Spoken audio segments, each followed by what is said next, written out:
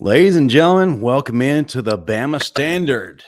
I'm your host, Justin Riley. Before we get started, go ahead, hit that like and subscribe button, jump in the live chat or in the comment section. Let us know you're here. Tonight, we are brought to you by Oakmont Financial Partners and Workspace Solutions. With me, as always, there's a living legend. And when Ric Flair said to be the man, woo, you got to beat the man, he is that man and legend beyond all measure. Marvin Constant, what's going on, my friend? Nothing much. And my other partner in crime, one of the greatest analysts that ever stepped foot in Tuscaloosa and Birmingham and any stadium that you've been to, senior analyst, the Touchdown Alabama Magazine, Stephen M. Smith. Doing good, guys. What's going on? What's happening? That's all I get for that intro. Your hand doesn't even look right with that ring on it, man. My God. Look, man. All right, so finger kind of shrunk a little bit. I got to get it resized. Oh, gosh. Well, listen, we got a superstar in the house, one of the best men to ever do it on the offensive line, but I can't do him justice. Stephen M. Smith, if you would, please introduce this man we have with us. Well, he obviously has the greatest beard of all time. Let me just put that out right there. So we're talking about an all-SEC offensive line. You're talking about a road grader, put you on your butt, pass blocker, did that also. Opened the holes for several running backs, protected for several quarterbacks. Not just that, he went to the NFL, did his thing for the San Francisco 49ers, married a cheerleader, living the dream in Charlotte, North Carolina. We're talking about Justin, the bearded Smiley is in here, y'all. What's going on, man? I just have one question. Yes, sir. What happened to the 49ers? Oh, yeah. You were just talking about that. I would say that, me not being there had something to do with it, but I can't. Fair enough. We were terrible when I played there. 11 to 10. I may be the reason why. 11 to 10. Oh, I know. Hey, that feels like a high-scoring baseball game, right? Yeah. And I started to take the under, which I should have. I should have took the under. That's funny. Oh, what a good game, though, man. I mean, you know what I'm saying? Like two good teams or two teams you thought that should be competitive, what I meant. Here's the thing. When he punted the ball, when Garoppolo stepped out the back of the end zone and took the safety, I was like, this safety might be the play that separates the win from the loss in this game. You see what happened? Huh? You see what happened? Yeah, he stepped out of the back of the end zone. I know exactly. Like, of all the ways to give up 2 points.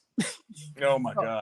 Okay, so Justin, I got to ask you this. So is it the fact that San Fran, even though Trey Lance is hurt, is it the fact that they really don't trust Trey, or is it the fear of if we let Garoppolo go, like we ain't going to get a better backup than this?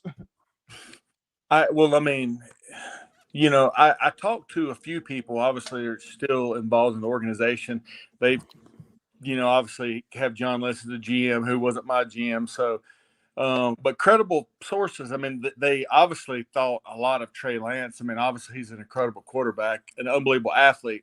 But everybody that I talked to wasn't so sure that he was head and shoulders above Jimmy Garoppolo off the rip, and maybe he needed a little bit more time. So they're not mad about it, I don't believe.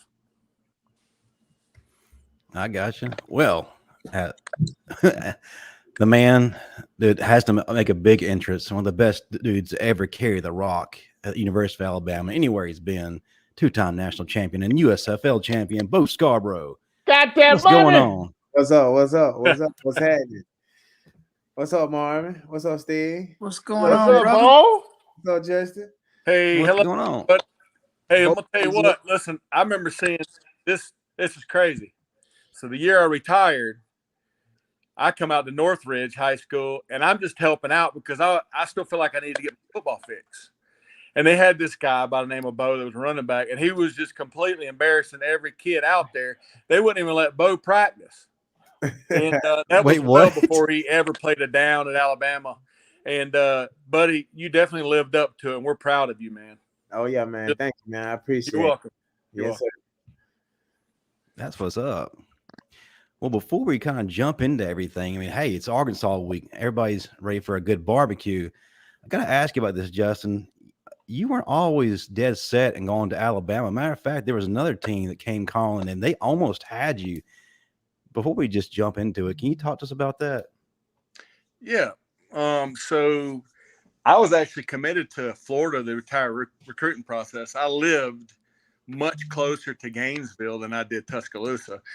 And Coach Spurrier, obviously, he, off the rip, he made quite the impression. It was early in the deal. And, I went to a couple of camps there and fell in love with Gainesville and committed to them. And I told everybody else that I wasn't interested. I remember telling Coach Bowden, man, dude, Jim Don and everybody, hey, I'm going to Florida. Dabo never gave up. Thank God. Dabo never gave up on me and taught my mama into making me come on my visit, and the rest is history. It's actually funny, man. I think we all have the same story about Coach Spurrier. It was hard to tell that man no. He didn't take no for an answer, because I'm going to tell you what, shortly after that, they put our butts on probation for recruitment violations. I think he had enough, Marvin. Yeah, it was hard to tell him no, man. And yeah, you're right. Florida was almost home for a lot of us. Wow, that's incredible. And it was funny because I remember it was 99. I guess y'all played Florida in the SEC championship, right? Mm-hmm. So I'm watching that game and I'm like, oh man, the 2 top teams, these are my guys, and I remember never really giving Alabama a chance, although Coach Sweeney would I told everybody that I wasn't interested, and everybody slipped, and everybody just kind of fell off to the wayside. But every time I turn around, Dabo would be standing there in the weight room in high school, he wouldn't give up. And I remember like it was yesterday, my mom said, hey, look, she's like, Alabama just wants you to come. They said it's going to be like a vacation. And I had never flown before. They're going to come pick you up in the Learjet, Justin. You need to go on this visit. And I said, all right, well, this is going to be a vacation. And I got on that plane. The next thing you know, they're buzzing Paul Jr.'s green fields, and there's deer out there. And I'm like, oh, there's a deer up, and I love hunting. Next thing I know, they put me in a deer stand. Paul Bryant. Man, how could I say no? Lord. Then that was well before we were winning national championships. I mean, we were supposed to be something in 2000, but you went to Alabama for different reasons, man. You know what I'm saying? It was the family, it was the tradition, it was the feel. Well, I was hurt in 2000, so I'll take most of the blame, because it's hard when you lose your field general on either side of the ball to get that back. Hey, listen, most people I would just laugh and say, hey, look here, man. Attention, hog. But that's a fact. Everything you just said is the truth. It's the truth. It didn't help, man. We had our Mike. He was hurt. Oh, man. Yes. Hey, you know what? It did hurt us, man. Hey, but you remember, UCLA, 4 and out. They kick the ball to us. Freddie runs it back for a touchdown. We're like, we're about to win the national championship. We went 3-8. Lost to UCLA. Don't remind me of that. I know. That's tough times at Alabama, bro. Tough times. And then we got put on probation because of Marvin. I mean, we got put on probation. Yeah, because right? All of them, the whole lot. Everybody from Memphis. Tennessee. The state of Tennessee. That's it. The entire state. Yep, that's right. That's hilarious. Well, guys, it's Arkansas week, and one of the things that you said last week, Bo, kind of stuck with me as far as going into the Vandy game and coming out of it. I had a couple of questions. I want y'all to answer me honestly. One, did we establish an identity? Are we truly set in our position groups? Okay. And have we eliminated the mental errors? And have the wide receivers finally had their coming out party? I'll start with that first question, guys. And Bo, I'll let you start since you kind of led to this last week. Have we found that identity? No, not yet. Not yet, because we not being physical in the run game. Like in order to win championship, you have to be able to run the ball and control the clock and control the game. If you can't run the ball, then you playing catch up. Because if you can run the ball, we know we can throw the ball. If we can run the ball, we can control whatever. We can control the clock on what we want to do. We can fast pace. We can slow it down. We can speed it up. We can play all type of ball. But if we can't run the ball, we can't do all those type of things because we're gonna be trying to We're trying to do things to open up the pass. I want to see that physicality in the run game that's turn the team around. Like Marv know what I mean when he see the offense out there and them linemen they getting the hat on the head, pushing it down the field, and they get a defense some momentum to go out there and play their hard side to get 3 and out, and what I'm saying, we get the ball right back in the same thing. That's what you call beating up a team, and that's what we need doing. Remember this. Just remember this. This is gonna be what good. Did I say a month ago? Talk to me in a month. The month is here now. Arkansas, Texas A&M, Tennessee. Now we about to see what this team is made out of. There ain't no more cupcakes, no more Vandys, no Lyle Monroes, no more Texases, who I still feel is overrated. None of that. That's over with. Now is the time when you're going to learn the type of team we really have, because you're going to get beat up week after week after week. This is when it counts what you did in the offseason. This is when how you take care of your body counts. This is when your mental comes into play, because this is when you're going to be beat up, tired, and hurting. When you're beat up, tired, and hurting, it is hard to play the game of football mentally. That's when you have to lock in the most. Definitely. This is when you're going to see how the gut check, how battle tested this team is. This is that time. These next 3 weeks are going to dictate how this season goes. And you better believe one slip up, your ass in trouble. Right. Can you play through knick-knack injuries is the thing. Oh, because they're coming. Oh, yeah. Texas A&M, Arkansas, Tennessee. Oh, it's coming. LSU. It's coming. And I'll say this, just continue with Bo just said. I remember Steve Sarkisian talked about you want to do everything well. You want to do so many things well that you stress an opponent out. And if you're not able to run the ball the way you want to, you're not going to be able to stress the opponent out. People are talking about the deep ball. And yes, you need that deep ball, but you also need that ground and pound too. And that goes back to Bill O'Brien giving your running back 16 carries a game. For all of them combined, that ain't going to do it. But here's the thing you got to understand, though. To run the ball 16 times a game, your line has to be dominant. I don't feel like our line has been dominant enough to establish that type of run game. And I can assure you this, these next 4 defensive line they're facing, go out there if you want to with that crap you've been doing all season. We're about to find out who the men are versus who the boys are. And Coach Saban said every time, if you can stop a team from running the ball, you can win the game. If you can punk the running back, you won the game, because he's going to be scared to run the ball. And we haven't ran it well all season. Our offensive line has not been the dominant force we're used to seeing. So when your line does not control and reestablish that line of scrimmage, you're going to stay behind the sticks. And when you're playing against a defense that has a back end and linebackers with a solid defensive line, once they take that run away, the pass, when they know you got a pass, you're really screwed at that point.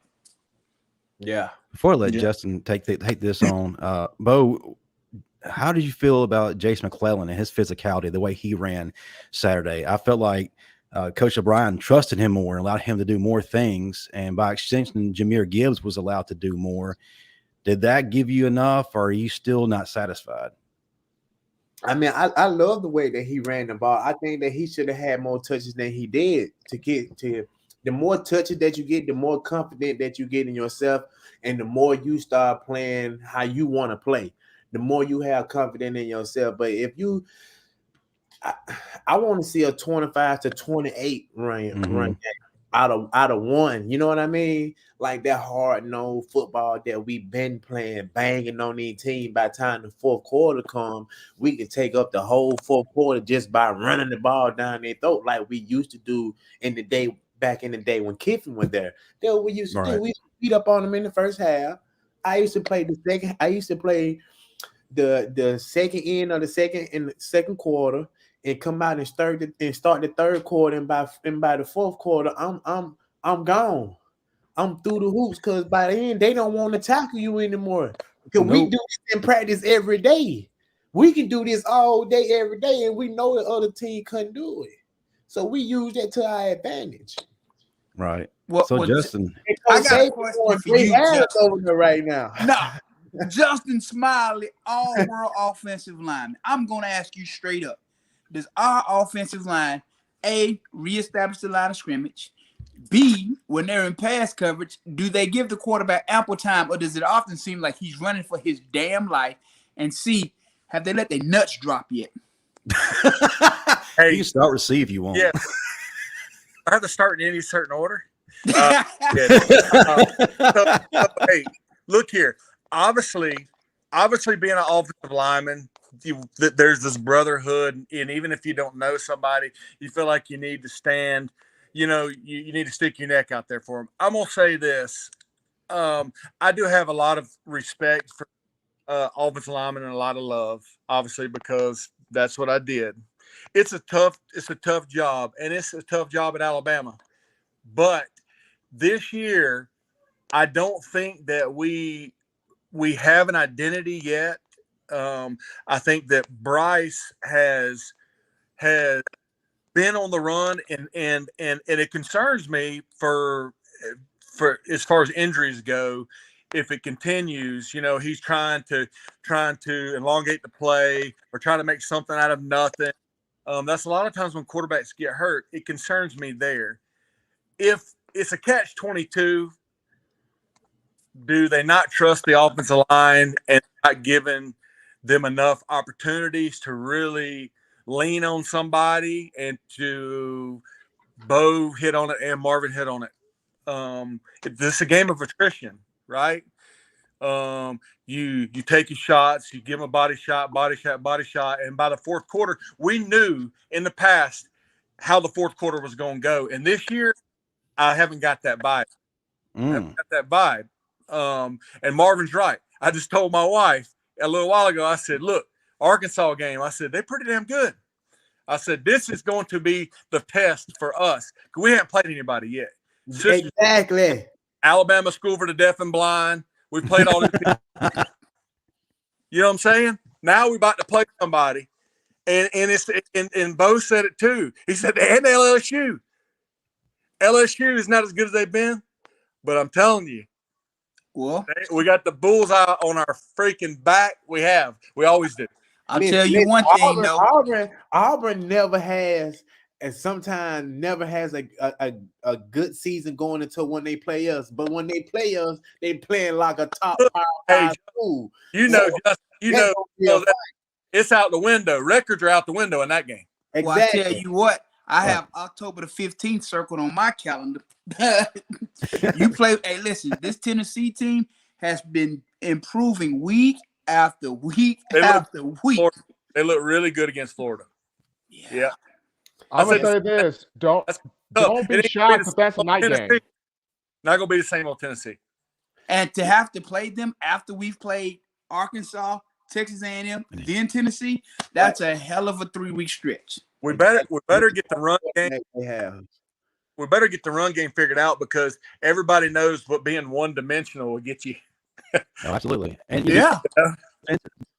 their front seven, that's where their strength is defensively. That they're led by Bama transfer Drew Sanders, who's actually tied right now for first place in the nation with sacks. And Bumper Pool, I think he's been there about 10 years. That's a major concern. They're only allowing 3.2 yards per carry. So is our offensive line graduated enough to be able to do something about that? Well, and here's the thing you got to understand.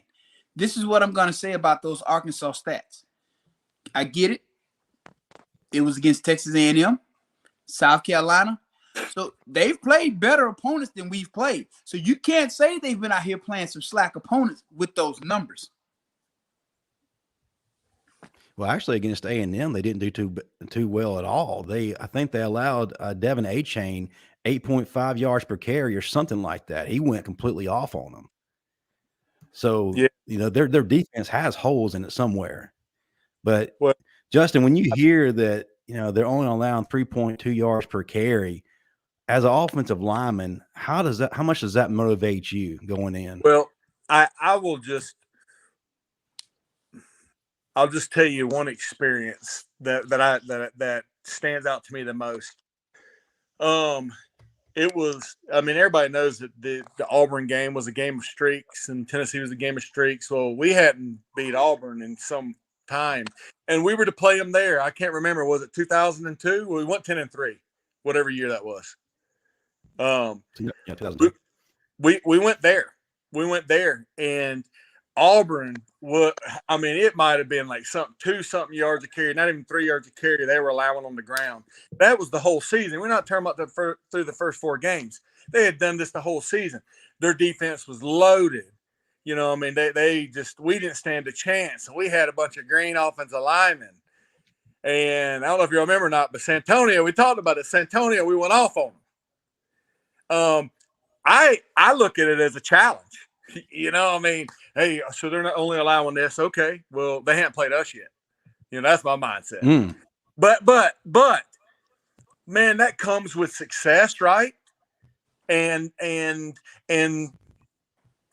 games under your belt. This offensive line that we've got doesn't have the success yet, or the time under their belt. So it's a race against time for us, man. We don't have time to sit around and wait. They just missing Cristobal. Yeah. Well, that's a fact too. That's a fact too, because he's pretty dang special.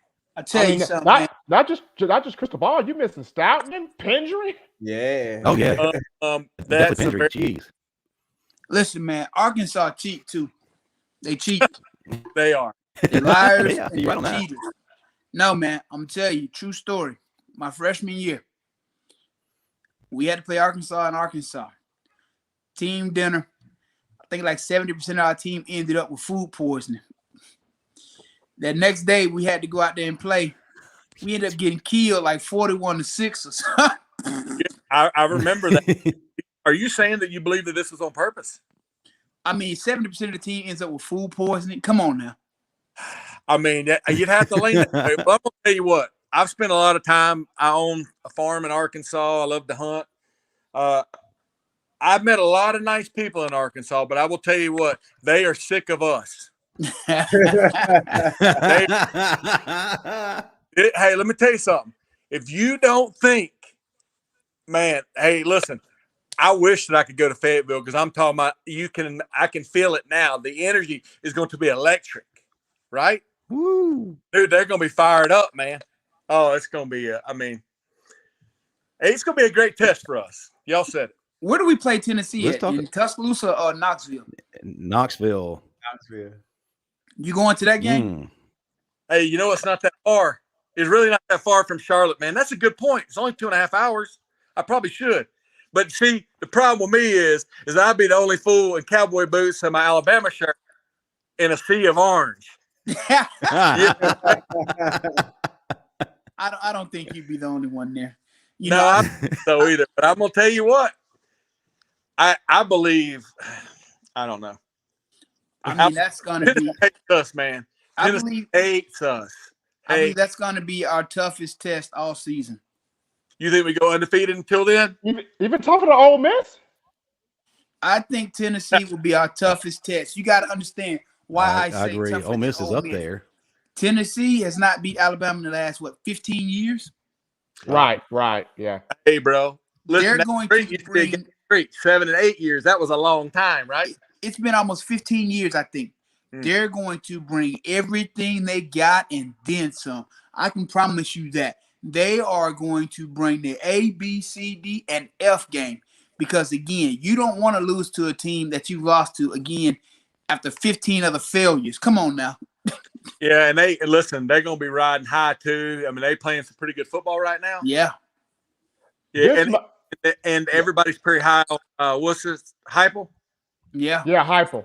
They're pretty high on him, man. They're going to be flying high for sure. And you look at last year's game against Alabama. Those first 3 quarters, they gave us all we wanted. Yeah. If it wasn't for a few self-inflicted wounds, different outcome. Bo said it right, though. 3 quarters, they gave us everything they had. But the 4th quarter, that run game, you started leaning on people. And then that's when people fail. That's when they fall apart against us. But we don't have that type of line this year, though. I agree. That was the difference, right? You can make that type of line though. Like Cristobal reeled that into them boys. And them boys, and when they went out there and played, they had the mindset of Cristobal going out there. You know what I'm saying? Cristobal, it's just like our D line. When Bo Davis was there, man, Bo Davis had them boys ready to go. You want to go out there and play. Now, hold on, Bo. What do I always tell you? College players play to the intensity of their coach. I've been telling y'all this for years. You've been saying that multiple times. And that's how it is. That's why our defense was so nasty, because Bo Davis was so nasty with it, and his players acted like him. That's Burns, his running backs acted the way he did. I have to. Oh, Lord. What's that? He's a dog. Yeah, but you know what? You're right, man. You listen, if your coach has that swagger and has that kind of energy, that's the vibe you're going to give off, right?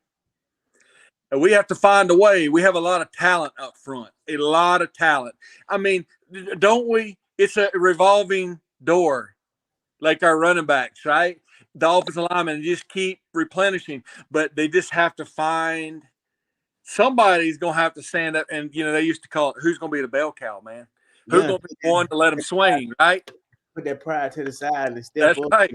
That's right. Because you have all 4 and 5 stars, so there's no – come on. My God. Yep. Hey, look, I hate to bring this up again. It's not a rebuilding year. You know what I'm saying? Come on, man. Look, we're trying to build something here. Justin, can I ask you a question? Yeah. Because it irks me to the core every time I hear Nick, Coach Saban, and all these reporters talk about it's a rebuilding year. If you've had the #1 recruiting class for 12 out of the last 14 years, it should never be a rebuilding year. I'm sorry. Yeah, I agree. Hey, Marv, all of us are gone. We gone. Yeah. But they're still signing #1 recruiting classes. Listen, man, I think that's what puzzles people the most. They think that I know that college football and recruiting, there's been a lot of dirty stuff that has gone on. Okay. I'm not oblivious to that, but everybody thinks Alabama's into some kind of sorcery or something. Like we just happen to, it doesn't matter what we do, we wind up getting the man at every position. And they're like, well, what are y'all doing? Y'all paying them? I'm saying everybody, y'all are doing the same thing, but somehow we still end up with that guy. It's not a rebuilding year. Those guys have been under the tutelage and under the guidance of these coaches as well. I just don't think that that's fair. Bryce Young's back, right? Yeah. You could say we're rebuilding if we started with a brand new quarterback. But the damn dude won the Heisman. You know what I'm saying? and return how many starters on defense? Right. I don't even know those facts. Please fill me in. A lot. Several guys on defense back. Several. All of which will be in the NFL next year. Yeah. And that's the way it is. These guys, somebody or two of them will wind up getting drafted in the first round, and and we'll just keep doing what we've been doing. But I just think that we can't lean on that crutch, right? We can't say this is a rebuild year. Because it's clearly not. What it is that we failed to establish an identity, and we better do it in a hurry.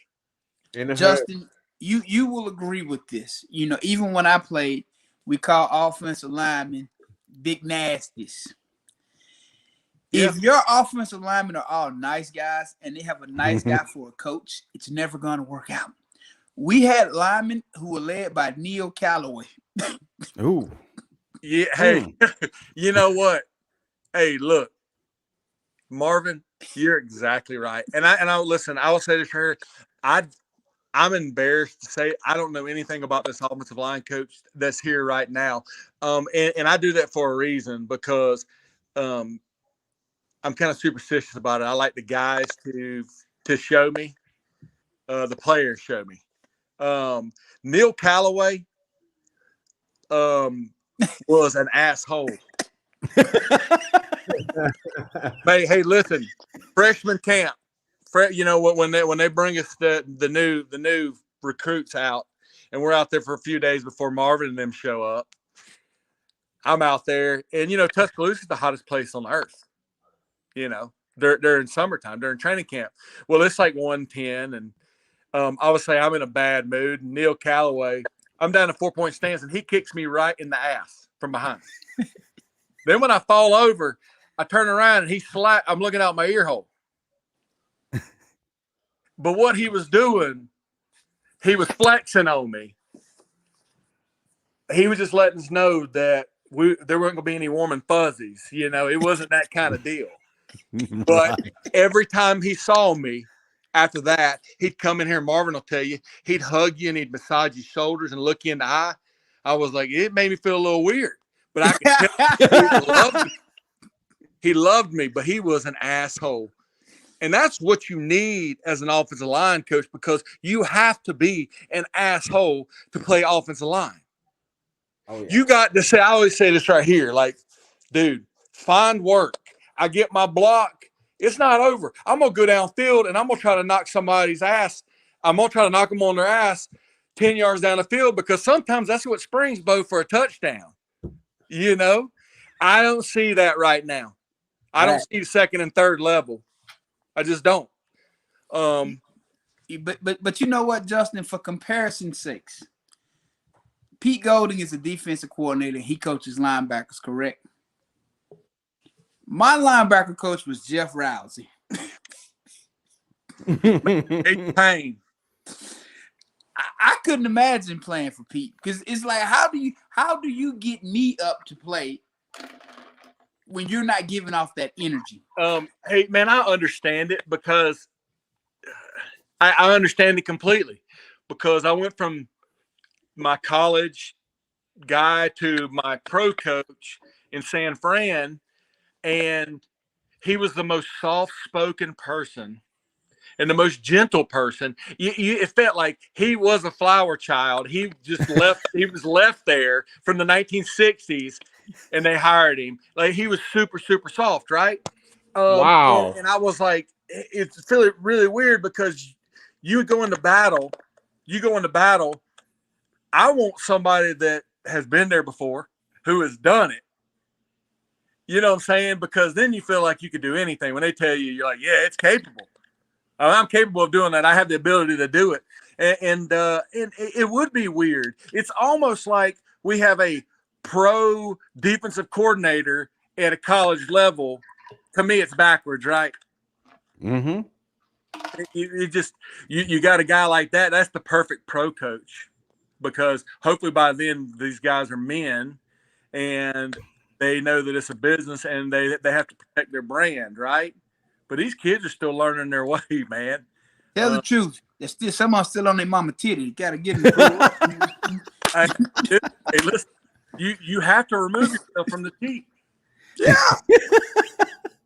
I mean, you do. But you know what? I think like Bo said it earlier, it's sink or swim now. I mean, we're about to get into the meat and potatoes of it. I'm excited about it. Hell yeah. I told him a long time ago, Justin, talk to me in a month. That was my first game. Now I don't care. Talk to me in a month. Well, I don't care about none of that. It's here, fellas. I want to give a shout out to Big Bill. Matter of fact, I'll use this opportunity to bring up his question. Marvin, I think this is more directed towards you. First of all, Saturday, I got to give Henry Toa some props. One of the things that you've been talking about is having a defensive line up front. They're going to clear the space and allow him to be able to operate. Well, he had that. He had a solid game, which is something we've been waiting on. Now, Big Bill is saying, would anyone like to retract their negative comments about Henry T? I'm listening. Nope. Because here's the thing. I said, talk to me in a month. Now, let's see what he does this Saturday, the next Saturday, and the following Saturday. If he lives up to it, I'll give him all the credit in the world. But again, when you're playing Vandy with their walk-ons 1 and 2 stars, that's not impressive to me. I'm sorry. Not impressed. Not impressed. Everybody knows Vandy is the stepchild of the SEC. Everybody's homecoming. Not impressed. They have been for a long time. Right. You know? Shout out to Aaron Alley for the $2 super chat. So one of the things that's very evident is we've had a hard time struggling or playing on the road. Now, Justin, in 2002, you were on the road against Arkansas. Matter of fact, you took the Arkansas crowd out. The first play was scrimmage. Shaw Williams sprung for 80-yard touchdown. Can you talk about that and how important is it for Alabama to take the Arkansas crowd out early? Hey, well, we touched on it earlier. We said, hey, I can almost feel the energy now. This is going to be at the beginning of the game. Probably, and that Texas game seemed loud to me. Our offense at least gave the impression that we were struggling to hear each other. So my question is this. We go to Arkansas. They're ranked 20th in the country. It's the first time that they really match up with us well in a long time. They're going to be geeked. It's going to be loud. It's going to be like the Seattle Seahawks. It's going to be the 12th man, right? There you go. Mm-hmm. The difference, or let's say back in 2002, that first play of the game, I remember like it was yesterday. I remember the play that we ran. It was called 55. It was a hinge draw. Shad Williams right in the middle. We scored on the first play of the game, and it just took the air right out of them. You could hear, like gasp. And from that moment, they never got back. There was no crowd noise when it was third down. All of those things that come into play. So it's going to be important for us to go out there, take that first. Something we hadn't even touched on. How about long drives, man? Long drives. That right there, one, helps our defense, keeps them off the field, but it also absolutely wears their defense out. And when you have a 12 or 13 or 14 play drive, that right there in itself, it just screws with you mentally. So whether it be one play, or we take it down that first deal and we just take it 90-something yards and we just punch it right down their throat, we send a signal, man. And we really need to do that because this is going to be by far the loudest that we played in and maybe in some time. Not only that, you go back to the game against Texas and we had 5, 6 3-and-outs in a row. Yeah, that they physically crowd noise, right? Whooped us. No, And they physically whooped us up front. I agree. Yep. They beat us on the ground, ran the ball on them too. Hey, they did. Listen, they did everything. But that tells you right there. And I take great pride in this because everybody's like, listen, I'm serious about my Alabama football, man. I love it. All right. These guys come to me and they're like, oh, y'all shouldn't have beat Texas, blah, blah, blah. I'm like, hey, look here, a win's a win. I said, I don't get into what the spread is and all that crap, dude, because really football players, that's all we care about, right? There's no style points. Right. I didn't get caught up in that we didn't beat them by 20. I was just thankful we went there and we got a win and we played as shitty as we did. Hey, but Justin, had Quinn Ewers not got hurt, I think we might have been in a little bit of trouble. Hey, I'll tell you this right here, that he looked really, really good. And I'm going to tell you, that second team guy that they had, that dude was a baller too. He's a stud. And I think that he started last year. Is that, sometimes based off personal preferences, you may not be the guy, but you're one play away from being the guy. And when you do, man, look at Jalen and Tua. And I'm so proud of both of them. I'm proud of all of them. That was a tough position to be in. And, like you said, you're one play away from injury and having your opportunity. We're not talking about Tua right now. He cost me a lot of money Sunday. Oh, hey. How? How? Because I took the Bills. I did not expect Miami's offense to come out and move the ball the way. Man, not the way. Hey, Buffalo's been serious, man. They've been tough. How you not thought that was a Shanahan offense and a Tyreek Hill? Because Buffalo has been controlling the ball on both sides of the field. Do you not know Buffalo have 6 defensive players out right now? Yeah, I know that, but still, here's the thing: it's NFL. So you would think that the scheme, it should be a level of plug and play. And I figured Miami would score, but I didn't think that it would go. I'm saying, hey, Bo, 6 players out, that's tough. But Marvin, you're saying, hey, look, man, it's the NFL. The drop off shouldn't be that great. We should have a shot. But yeah, dude, Miami's looking tough. I mean, I'm proud. Look at the Eagles, man, dude. I for Mac, it looks like he got banged up pretty bad. Yeah, they also saying that they investigating what happened to Tua, that he shouldn't have finished that game. I think that's listen, man. I played 4 years in Miami. That's the way they roll, man. Man, listen. After he got hurt, the way he was wobbling, I went in on some live action and put 500 on Buffalo because I knew he wasn't coming back. I just knew Tua wasn't coming back. Hey, third quarter. Tua come back. I'm like, what the? I just put this bet in at halftime. And he's hurt. Concussion protocol. How is he back? Right. He couldn't even stand up 2 minutes ago. Hey, built by Bama. Justin, going back to Mac, man, they got him high ankle sprain, man. Bill Belichick saying one thing, Mac saying he can still play, and the reporters in Boston don't know what to do. Well, I will tell you this, man. I think that the look on his face said something much different. He looked like he was dying. I thought that his leg he got ripped off. But I've heard that it's a very severe high ankle sprain. But dude, we all know how. Come on, man. I don't know. I mean, they can give you some Toradol and they can shoot you up and all that, but I'm not. It just depends. I don't see it. Yeah, I just got a cortisone shot yesterday. I can lift my arm up now. You feel like you can go start for I couldn't go start at the local little league team at the park, man. What you mean? The kids hurt me. I'm not going. So, Justin, I got to ask this question, and this is a player that is on the minds of a lot of Alabama fans. One player on the offensive line that's making noise and pushing for a starting spot is freshman Tyler Booker. Have you been able to watch him closely? And if so, can you kind of speak on him? And can you also talk about what you did that convinced the coaches to start you so early on? Well, let me, obviously I've watched him closely. And I think that obviously you see the athleticism.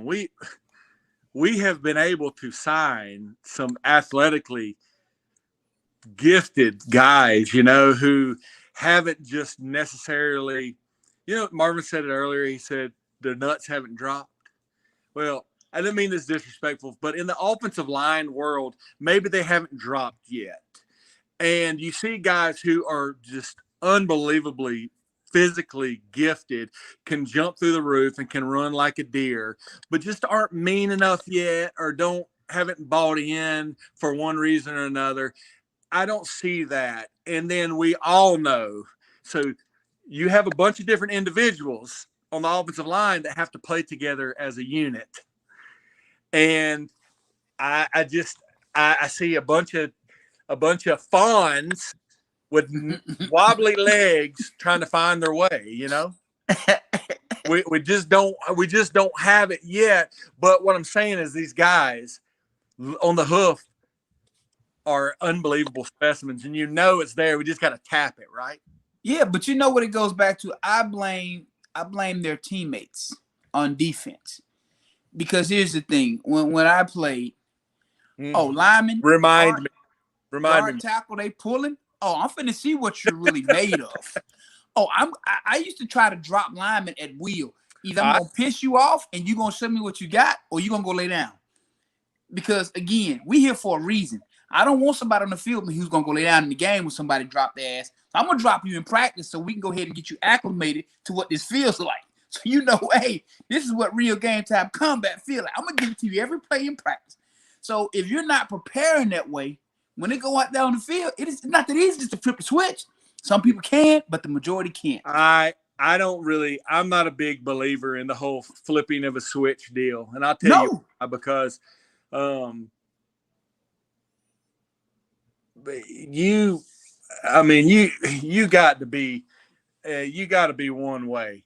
I haven't watched these guys in practice, and I don't know how they practice, but I do agree with you in this, and that it's on everybody. It's on everybody. It's on the defense. Because I remember, I don't know what it was like for you, Bo, but we had a hard time even getting a playoff in practice because of y'all.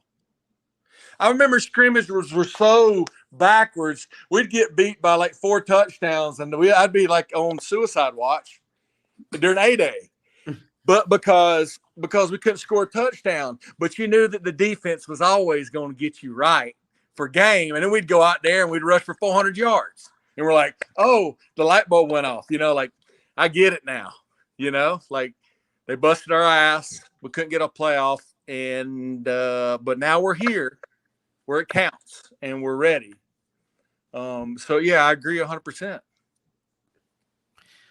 Speaking of defense, Marvin, I want to direct this towards you. We're going against a different animal this week. We've had success so far going against drop back passing offenses. Now we're going against a Kendall Briles offense, much more innovative and can throw tricky concepts at us, and great big play potential with KJ Jefferson and Raheem Sanders. What do you need to see from this defense going up against this innovative offense? And their quarterback can run too. Oh, absolutely. And their running back, Raheem Sanders, actually 4th in the country right now in rushing. Well, here's the thing. This is what we're going to learn this week. We're going to learn how solid we are up front, as well as what our back end looks like. So one of 2 things is going to happen. We're either A, going to shut the run down, B, shut the pass down and win the game. Or if it goes to where that running game is killing us, once that run game starts to kill you, you got to move the extra defender in the box. Now you've opened it up for their pass game, which means we're really screwed at this point. Because once you can run and you can pass, and you got a quarterback who's elusive, because when you run as much man as we run, and once they open that pass game up and you're chasing receivers, nobody's watching that quarterback, that's a whole different set of problems. And we don't play too high. Yeah. So if they're able to run that ball on us, it's going to open up the pass game, which is in turn, you'll see a lot more running out of their quarterback. All right, so let's talk about some positives. Where do you see the mismatches as far as us? It's going to be in our favor. Everybody, first of all, they'll say their secondary. I think their secondary is rated 126th in the country right now. Do we capitalize off that? Do we continue the trend that our wide receivers started this past game? What mismatches do you see that go in our favor? Well, I don't want to talk about the pass game. It was Vandy. That doesn't count. That was like playing the school for the deaf and blind. No. Here's the thing. Okay. Bottom line. In order for those receivers to do anything and have a game that's meaningful on any level, it starts with that offensive line and being able to run the ball. If you cannot run the ball, that means I can put an extra defender in pass coverage. If I can stop your run with 5 personnel or 6 personnel in the box, and I can have 5 to 6 people covering, I'm going to beat your ass every day of the week. If I can stop your run with 5 or 6 personnel in the box, you are in trouble. I got you. Have everybody every half. Man. What? If I could put 5 people in coverage, 6 people in coverage, because you can't block the 5 or 6 that I'm sending, and I can send the other half in coverage, you'll never get a pass off. Never. And that was the crazy thing, guys. Last year, not last year, but 2020 with Mac Jones and that offense, Arkansas didn't even let Mac Jones throw the ball a whole night. It was a punt return by Devontae Smith that broke that game open. Okay, sticking with you, Stephen, where do you see the mismatches that highly favor Alabama in this game? I would see one, and the only one that I would see, and it goes back to the offensive line once again blocking, would be the receivers against Arkansas secondaries. Due to number one, Ja'Cory Brooks. I feel like if he's the guy, if he's established as the guy, he opens up everybody else. Now, I do want to see Cameron Latu get more involved at tight end because he's a mismatch. Amari Nyblack, the freshman, she could be a real mismatch. JoJo Earl was in practice today. Does he go out there against Arkansas? Hopefully we see him. We'll see. Tyler Harrell, huh? Jacoby Brooks must be your favorite player. Hey, Corey Brooks is he a dude out there now. He a dude out there. Well, you one of my favorite players too, Bo. Yeah. So what's going on with Tyler Harrell? Is the kid ever gonna play? My God. Is it this week or next week, Steven? Like honest opinion. Honest opinion, I would say this week. Honest opinion, I would say this week. And you feel like he's 100% right now? I thought he's 100%. I thought the only one that may not be at 100 would be Aaron Anderson, and I would see him more so next week. Okay. Hey, I gotta give some love to Jacoby Brooks. He balled out this past game. Yes, it's Vandy, but he's kind of establishing a level of comfortability with Bryce, and it's been growing each game. I feel like he's the wide receiver one in this group right now. He is emerging, and he's the guy who's taking over. And if he's not getting separation, he's fighting for the ball. And that's what I've been wanting to see is some fight from these receivers. Hey, man, you're getting it from him. Why was this Jermaine Burton kid rated so high? It was all this talk when he was in the portal. He's supposed to be so good. Blah, blah, blah. What the hell is what's not happening? What are we missing in translation here? Okay. Where we're missing translation, he doesn't have that speed. Like last year, Jameson Williams catch, that joker gone. And that's what caught everybody's attention. Like, look how fast Jameson Williams is.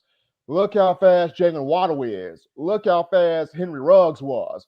Look at what Judy's doing and Devontae Smith's doing. And like they all brought something that they captivated us. Like, whoa. But with Burton, it's he all right. He like a John Mechie. John Mechie good, but there's nothing that John Mechie does that just makes you go, crap, I can't even use the bathroom because he catch the ball out here. So it's the same thing with Burton. He's good, he's compact, but it ain't nothing that's just, whoa, goodness. It's a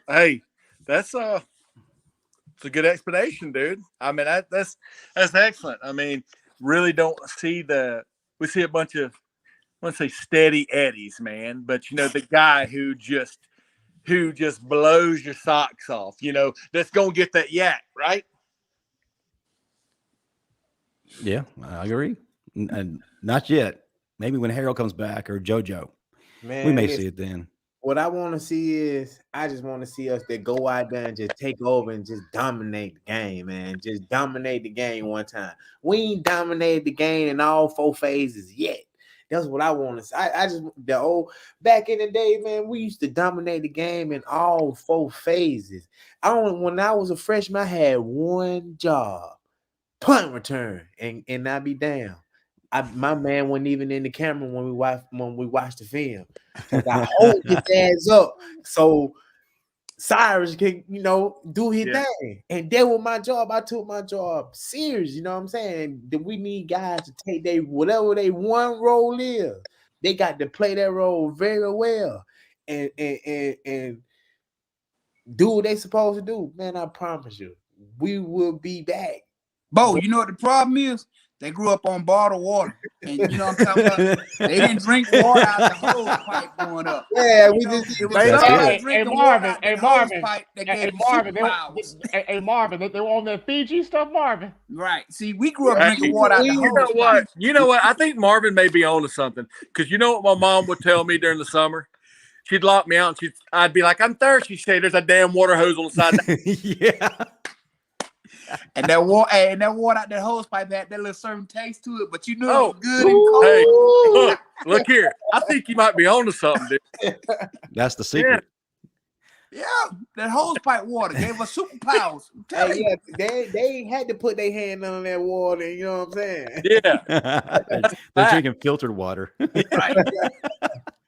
Before we move into predictions, I got a question for you, Bo, from Big Bill. Bo, any opinions on Jamarian Miller? He looks excellent to me. Yeah, I love the way that he ran the ball. I think that they should have kept feeding it to him. I think that he should have got the ball more earlier than he did. and just kept and roll with it and roll with him. At least we'll know we got that in the pocket. You know what I mean? He seemed like he can dominate a game, but again, it was Vanderbilt. I want to see against the big boy, Arkansas, Tennessee, LSU, Auburn, Mississippi State. When it get down to the hard games, like back when I was playing, I didn't do nothing against the Georgia Southerns and the other teams and the San Diego, whoever we played up out there. But when it came down to it and it mattered the most, Coach Saban knew that he can call on me and trust me and come in and take over the game. And that's what we need, a back like that. We need that thumper back there, someone who they're gonna come in and just bulldogs, and someone they're gonna just say, forget it. I'm finna run through whoever up front, whoever in the way, you gonna get it. And you got to tell them, I'm coming back every time. We do this all day in practice. Can you do this all day in the game? And that's what we need to do. Physically, let that boy Miller get in there. Hey, if it come down to it, put him in and see what he can do against the big boy when the lights on, when the lights shining. Throw him in the frying pan. Let's see what he do. Give him the confidence. Give him that confidence. Give him 3-4 carry back to back. Cause 1 or 2 ain't gonna do it. 1 or 2 just gonna get your feet where you say, okay, now I know what I'm doing. I got the feel. Now I know how these linebackers feeling. Now I'm finna run through you. We need that. All I see is east and west. Bo preaching. Every time somebody flying out the backfield, that ain't that West Coast style. We north and south. Mark, he know we play football downhill, baby. We're getting questions from Marvin here from the audience. 160. Hey Marvin, how effective is Drew Sanders going to be in this game for Arkansas? Well, here's the thing. Our offensive line hasn't showed me much of anything yet. So, and Drew's been playing pretty solid. So, if I'm his coach, I'm gonna line him up on that weak side of that line and just let him go. Because again, there's a lot of deficiencies in our offensive line right now. So if I'm his coach, what am I gonna do? I'm gonna move my biggest damn nose tackle or D tackle over to that same side with Drew, and I'm gonna have that tackle line up split in between that guard and that tackle so that they mandatory got a double team him, so I can get Drew in a one-on-one with the back or that tight end and let him do what he do. So if they're smart, they're gonna scheme properly to get him in those situations to where he'll be successful. I mean, that's just what I would do. Second question is from Jim McEwen. Marvin, do you think Lawson and Blackshire should get more time at inside linebacker? Yeah, I got a nephew who should probably get more time than the one who backed up, but yeah, hell yeah. I keep saying this. Your middle linebacker, he is your field general on your defense. Not only does he have to be smart enough to make all the calls and adjustments, he also has to be a physical, dominant force, because whether people want to believe it or not, that entire defense usually feeds off that middle linebacker's play, because as he goes, so the defense goes. If he's physical, he's wrecking shop, he's doing what he's supposed to do, the defense will do what it's supposed to do as well. You go down the line, you look at D'Amico Ryans, you look at the Rolando McClains, the Dante Hightowers, the Reuben Fosters, the Reggie Raglins, the CJ Mosleys. So the middle linebacker goes, so the team goes. Yep. We need a linebacker that gonna slap somebody around like Reuben and Reggie. Exactly. Because when I played, the defensive lineman knew they was gonna get some helmet smack. They're gonna look back at me like, man, you gonna chill out? No, man, we got a job to do. Let's go. Hey, you know what's funny? You know what's funny, Marvin? You didn't have to do that a whole lot. You were blessed, weren't you? Man, look, man. Reuben still probably got that Newport, man. Big Bill saying, hey, he also has to cover too. It's not so much about thumping. Yes, you have to cover. And here's the thing about that. As a middle linebacker, coverage is one of the most important things you have to do. And it's so underrated because everybody thinks run. But whether you're in a blitz situation, most of the time you got that back or that tight end man-to-man. If you're in a zone situation, you're usually playing inside of 3, sometimes 2, depending upon how the front's lined up. So there's a lot that goes into it. But it's important to cover, but out of all your jobs as a middle linebacker, covering is the easiest. Covering is the easiest because if all I got to do is drop back and get inside of 2 or 3, hell, that's easy to do. You know, if I got the back man to man and he's running a flat route or wheel route, that's easy to do. But now, if I got to make all these calls and adjustments under a split second, depending upon what motion, what realignment they did, and I got to figure out who the hell needs to be covering who and where do I set the string to based upon what just happened. And I got less than half a second to do it with 100,000 people screaming, that's complicated. If I got to beat this guard or this tackle, get over the top, and then make a tackle on a 5-star first-round NFL running back, that's complicated. Dropping back inside of 2 or 3 or taking a back man-to-man, that's the easiest thing I had to do. That's the way we properly end this segment. So now let's go into predictions. Folks, Alabama is favored by 16.5. But we're playing at Arkansas's place, and they're a wounded animal. Is that line right or spot on? So I'm going to start with Bo. Bo, what are your thoughts? What are your keys to this game, and what's your prediction? Well, you know what I'm gonna say. You know, I'm all about running the ball, controlling the game, and coming out and making the other team intimidated by us, by our physicality that we're playing in this ball game. And I also want to see our defense step up, like Mars said, and drop some nuts and come down here and hit somebody and make the crowd say, "Ooh, wee, there go my baby." You know what I mean? I like that. But you know, and I would like to see that Miller dude get some more carries and you know, give him a chance in this spotlight to. If the other two not getting it done, I think they should give him more of a chance. And my score would be 24-10. Oh, okay. Justin, what you got, man? What are your keys? And is that point spread spot on, or you see something different? Hey, man, I usually try not to buy into that stuff, although I do like to gamble. Man. I listen. Everything Bo said is legit. If we can go in and set an identity, which, I mean, everybody knows that Alabama football has been about running the football. That's our identity, and stopping the run. And those big Mike linebackers, hey, making it happen on the defense.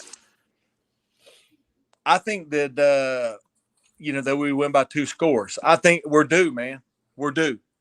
It's a matter of time. No better stage than this one. 16 scares me. I think a 2-score game. But I do believe in the Tide, and I believe that we will prevail. Hopefully we put it together. We play a complete game. It can get ugly. We need a number. We need a number. I'm going to say, man, that's tough because I'm scared of I'm scared on the offense, man. I think 24-10 sounds right to me. All right, Marvin, you're a betting man. You're a betting man. So what you got, man? Me? Yeah, what you got? What are your keys to the game? Marvin Constant's keys. Here are my keys to this victory. The offensive line is going to have to find their identity. They're going to have to reestablish that line of scrimmage constantly, and they're going to have to keep that defense off the field. If they leave Arkansas's offense on the field for too long, we're going to have problems. They're going to have to keep them off the field as well. So for me, the key to Alabama winning, offensive line, establishing themselves, run the ball, slow the game down.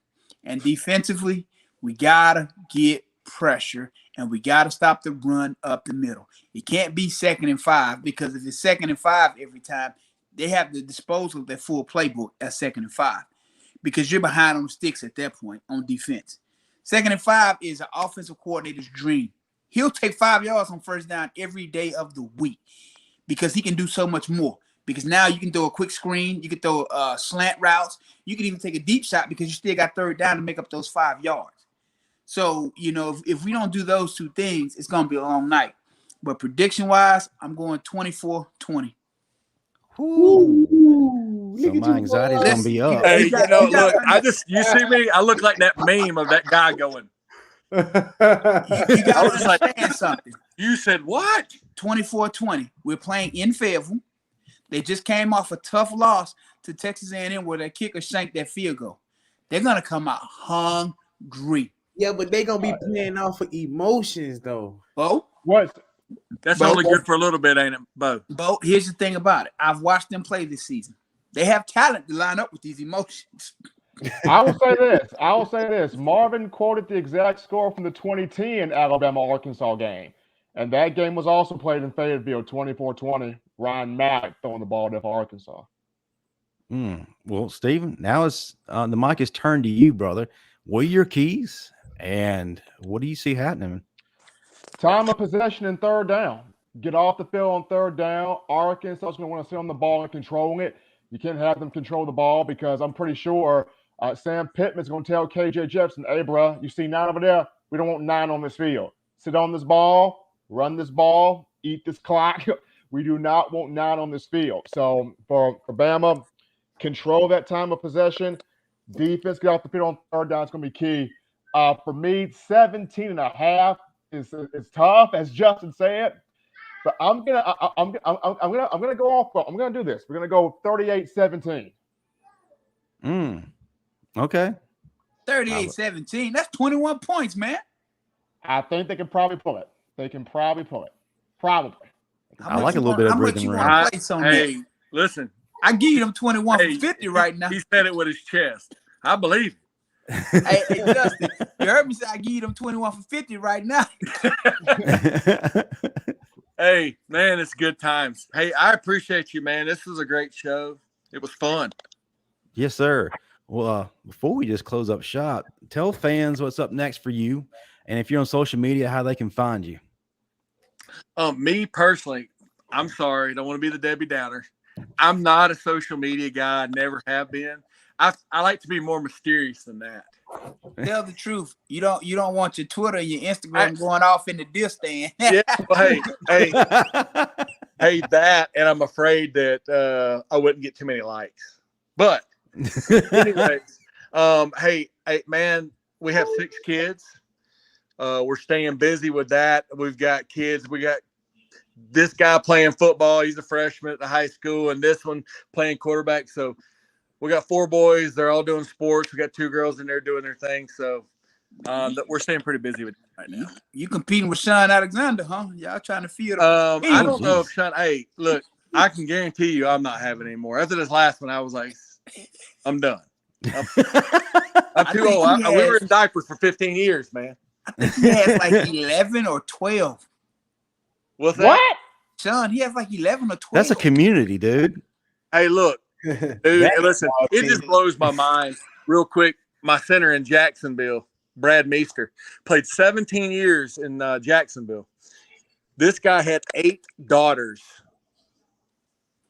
All his now. Everybody's quiet. You don't even know what to say. 8 girls. And I'm just like, Brad, dude. And they were talking about having more. So I've seen it. Oh, my God. Yeah, I'm neutralized. I ain't got hey, you know what, dude? All y'all's jaws drop. You ain't know what Did he ever see the bathroom? I'm going to just say this. Justin, does he have a full like gymnastics place set up? Hey, no, listen, I think that he was more concerned about how many extra bathrooms he could build in the house. Ain't that right, Justin? Could you imagine fighting for a bathroom with all those girls? Oh, my God. You had to go down to the 7-Eleven to use one, man. Yeah, Shoot. exactly. See, I'm harmless. I'm neutralized, so I can't do nothing. But, hey, you know what? I told the doctor to snatch the whole line out. Just take it all. Hey, you know what? That's not the whole line surprising. out. Oh, before we go, everybody hit that like button, hit that subscribe button. Also, subscribe to our YouTube channel, The Bama Standard. Bo, before we let y'all go, tell the folks how they can find your gear. You got a website that needs to be popped, so go ahead. Yeah, you can find it at boscarborough.com, man. You know, that's what all the merch is at. And, you know, we got new things in store that's on the way. That's what's up. Awesome. And Marvin, for you, brother, 40 plus strong. You can find me. My My Instagram, Constant45. The link to my book is actually on my IG page as well. Constant45. Best way to get me. You know what I'm saying? I'm on Facebook, but I make rare appearances on there. So You always trying to get out here Instagram. well, that's what a link to my book is. It's on my Instagram. And his OnlyFans. Hey, this is strategic. I see. No, because here's the thing. Only thing I ever post on Instagram is really vacation pictures or workout stuff. Yeah, I don't post anything outside. If you would have said something else more, I was finna say you got to add that vacation in there. Cause if you don't post, man, now you gonna make sure you post where you at. You may not tell where you at, but because that New Orleans trip, bro. That New Orleans trip. I ain't even seen when he fresh got out of surgery. Hey, well, next week I'll be in Puerto Rico, so you'll see plenty of them. Y'all gonna make me get Instagram. I know, right? He's got the whole travel channel right there. And my birthday Thursday. That's right. That's right. Mo's got his. How old are you now? Going to be now? 28. Oh, happy early birthday, Bo. Come to Atlanta, I'll take you out. I'll show you how to get it in. Can you take me out on a belated birthday? Yeah, come to Atlanta. Come to Atlanta. Hey, I gotta come to Atlanta. My daughter there. Come to Atlanta. Oh, I will show you how to shake life in Atlanta, sir. Justin, and Steven, y'all hit it, right? I heard it. You did. We can vouch for you. Oh, you don't need no vouchers. Oh, I any reason to get out you know what? Marvin is a man of his word. Yeah. Hey, Marv, let's do it. I'm gonna see you on the news. Stephen M. Smith, what's up next for you, brother? In my own words, what's going on tomorrow night? Well, tomorrow night we're talking Arkansas. It's gonna be a bunch of people calling. Probably gonna have a whole bunch of folks saying what Marvin's saying right now. That was Vanderbilt, Steve. We gotta get ready for Arkansas. That's what we're gonna do for this game. So probably the exact same stuff we're talking right now. They're gonna be talking tomorrow on my show. The exact same. I just figured it out too. Thank you, Stephen M. Smith. You just gave me. I figured out who I was gonna be for Halloween now. Stephen M. Smith. I'm gonna give me some of them glasses and a plaid shirt. I'm gonna be Stephen M. Smith for Halloween. I want pictures. Hey, thank you. Thank you, Marvin, for allowing me to be the inspiration. Steven, I ain't been on the show in a long time. You want to come on tomorrow, Bo? Want to come on tomorrow? Yeah, I come on tomorrow. All right, let's do it, Bo. Hey, I come on there and talk some stuff with you. All right, let's do it tomorrow. What time? 6:30, Bo. All right, 6:30. Lock me in. I'm on now. I got you. Radio. Oh, I can't wait for this. Okay. Shout out to Eric Beasley, $5 in the super chat. Justin Smiley, thank you, sir, for being on with us. We enjoyed it. It is worth the wait. Hey, sorry I couldn't make it, but listen, love what you guys are doing, man. Great show. I'm really, really happy to see Bo and Marvin, my two brothers. Thank you for having me on again. You guys have a good night, okay? Yeah, man. You too, brother. Thank you for coming. Roll Tide. All right, guys, roll Tide. Roll Tide.